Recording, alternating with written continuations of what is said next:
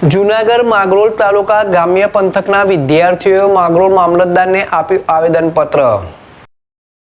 માંગરોળ તાલુકાના ગ્રામ્યમાંથી આવતા વિદ્યાર્થીઓ દ્વારા હાલ સ્પર્ધાત્મક પરીક્ષામાંથી સીબીઆરટી પદ્ધતિ નાબૂદ કરવી તેમજ ભરતીમાં નોર્મલાઇઝેશન કર્યા બાદ ઉમેદવારના માર્ક્સ પ્રસિદ્ધ કરવામાં આવે તેવી અલગ અલગ માંગણીઓ સાથે આવેદન આપવામાં આવ્યું હતું અને વિદ્યાર્થીઓને પડતી મુશ્કેલીને સરળ બને તેવી માંગ કરી છે।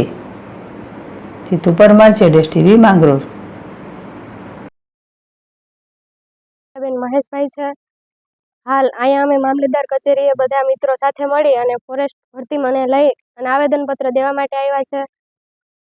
આવેદન એટલા માટે દેવાનું છે કે જ્યાં સીબીઆરટી પદ્ધતિથી પરીક્ષા લેવાઈ રહી છે, ઓનલાઈન પેપર લેવાય છે, એના લીધે ઘણા બધા મિત્રો જે તૈયારી કરે છે એને પોતાના માર્ક છે એ પૂરતા મળતા નથી, કેમ કે કોઈને પેપર સહેલું હોય, કોઈને અઘરું હોય। જ્યારે નોર્મલાઇઝેશન થાય ત્યારે ઘણા બધા મિત્રોના કેટલા બધા માર્ક વધી ગયા છે અને ઘણા બધા મિત્રો છે કે જેમના માર્ક ઘટી પણ ગયા છે। આમાં જે સાચી તૈયારી કરવાવાળા મિત્રો છે, વિદ્યાર્થીઓ છે, તેના માર્ક બરોબર વધ્યા નથી, ઘટ્યા નથી, એવું બધું થયું। એના લીધે નોર્મલાઇઝેશનના લીધે એ લોકો મેરિટમાં નથી આવ્યા। અને એક ખાસ મુદ્દો એ છે કે જે નોર્મલાઇઝેશન થયું